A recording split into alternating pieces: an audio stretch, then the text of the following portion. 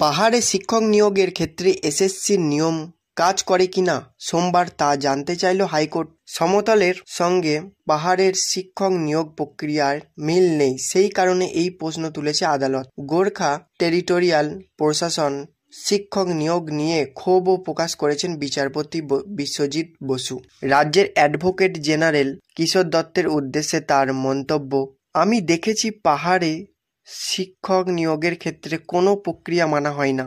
সারা রাজ্যে নিয়োগের বিজ্ঞপ্তি জারি হয়, কিন্তু পাহাড়ে কেন হয় না?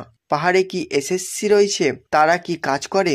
পাহাড়ে শিক্ষক নিয়োগ দুর্নীতি মামলায় এই মন্তব্য করেন বিচারপতি বসু। হাইকোর্টেও জানায় প্রয়োজনে একজন আদালত বান্ধব নিয়োগ করা হবে। পাহাড়ের নিয়োগ প্রক্রিয়ার বিষয়ে তার কাছে জানতে চাইবে আদালত।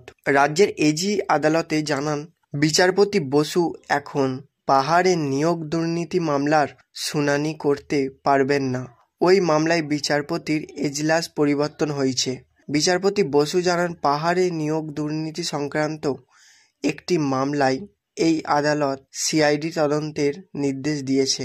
এখন ওই একই ধরনের মামলা ওই বেঞ্চ শুনতে পারবে কিনা তা নিয়ে রাজ্যকে বক্তব্য জানাতে হবে। আগামী মার্চ মাসে এই মামলার পরবর্তী শুনানি। প্রসঙ্গত, জিটিএ নিয়োগ দুর্নীতির একটি মামলায় সিআইডি তদন্তের নির্দেশ দিয়েছিলেন বিচারপতি বসু। সেই তদন্তের অগ্রগতি নিয়ে সন্তুষ্ট নয় আদালত। বিচারপতি জানান আদালত বান্ধব নিয়োগ করে ওই বিষয়টি দেখতে বলা হবে। জিটিএ মামলায় রাজ্যের স্কুল শিক্ষা দপ্তরের অভিযোগের ভিত্তিতে বিধাননগর উত্তর থানায় এফআইআর দায়ের করা হয়। সেখানে প্রাক্তন শিক্ষামন্ত্রী পার্থ চট্টোপাধ্যায়, জিটিএ নেতা বিনয় তামাং, তৃণমূলের ছাত্র পরিষদের নেতা ত্রিনাস্কুর ভট্টাচার্য সহ একাধিক নাম ছিল। সেই অভিযোগে সিবিআইকে অনুসন্ধান করে দেখার নির্দেশ দিয়েছিল হাইকোর্টের বিচারপতি বসুর সিঙ্গল বেঞ্চ।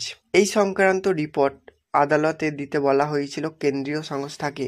সেই নির্দেশকে চ্যালেঞ্জ করে উচ্চতর বেঞ্চে যায় রাজ্য, কিন্তু সেখানে ধাক্কা খেতে হয় রাজ্য সরকারকে।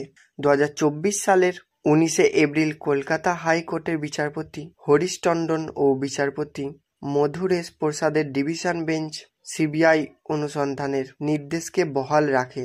যদিও রাজ্য পুলিশ তদন্ত চালিয়ে যেতে পারবে বলে ডিভিশন বেঞ্চ নির্দেশ দিয়েছিল। এই রায়কে চ্যালেঞ্জ জানিয়েই রাজ্য সরকার সুপ্রিম কোর্টে গিয়েছিল। সুপ্রিম কোর্টের বিচারপতি গগৈয়ের বেঞ্চ রাজ্যের যুক্তি মেনে নিয়ে জানিয়েছিল হাইকোর্ট হুড়োহুড়ি করে সিবিআই তদন্তের নির্দেশ দিয়েছিল। এবার এই মামলায় পাহাড়ে শিক্ষক নিয়োগে নিয়ে আবার ক্ষোভ প্রকাশ করলেন বিচারপতি বসু। আদালত বান্ধব নিয়োগের কথাও জানালেন।